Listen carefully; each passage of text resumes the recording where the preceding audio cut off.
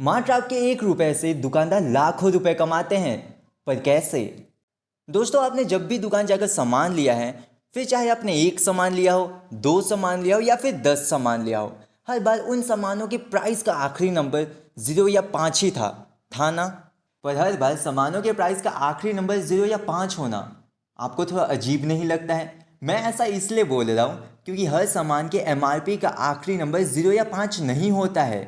फिर भी जब भी आप सामान लेते हो तब उस सामान के एमआरपी का आखिरी नंबर तो 0 या 5 ही होता है ना? बट ये कैसे पॉसिबल है जब तक दुकानदार कुछ गड़बड़ ना कर रहा हो? एक्चुअली जब भी आप ऐसा सामान लेते हो जिसके प्राइस का आखिरी नंबर 0 या 5 नहीं होता है, तो ऐसे में दुकानदार उसे 0 या फिर 5 बना देता है।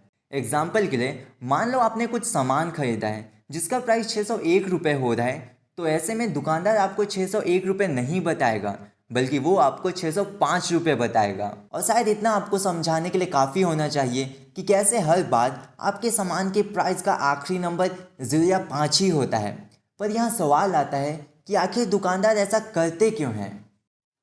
एक्चुअली जब दुकानदार 601 रुपये के सामान को 605 रुपये में बेचता है, तो ऐसे में दुकानदार को 4 रुपये का एक्स्ट्रा बेनिफिट होता है।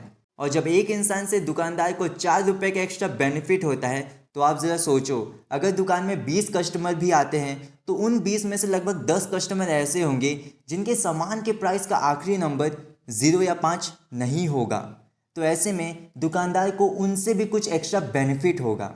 जैसे अगर दुकानदार 10 लोगों से 1 रुपये भी कमाता है तो वो साल भर का 3,650 रुपये एक्स्ट्रा कमाएगा, वो भी बिना किसी मेहनत के।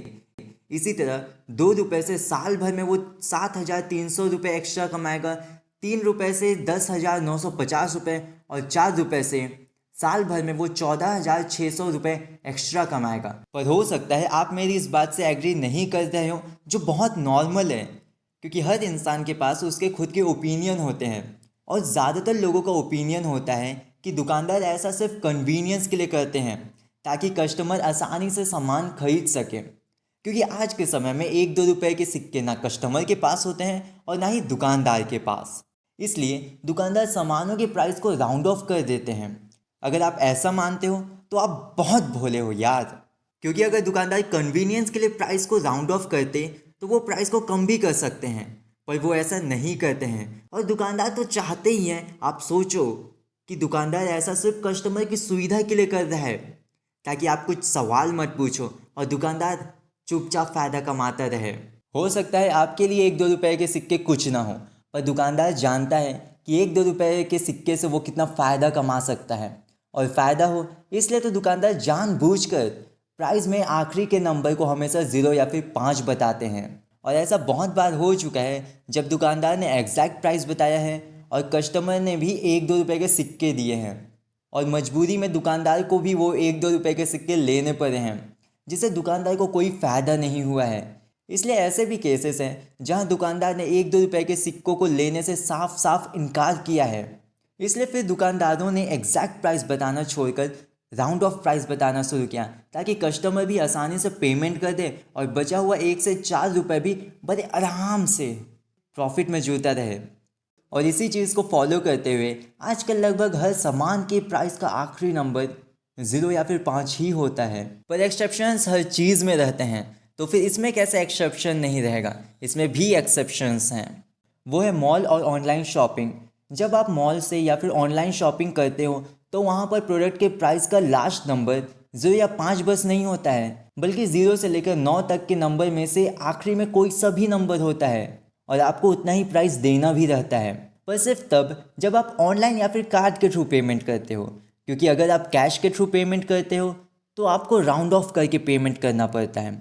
मतलब अगर आपको 601 रुपये देने हैं तो जब आप कैश के थ्रू पेमेंट करते हो तो आपको 605 रुपये देने होंगे, जबकि ऑनलाइन से आपको बस 601 रुपये ही देने हैं।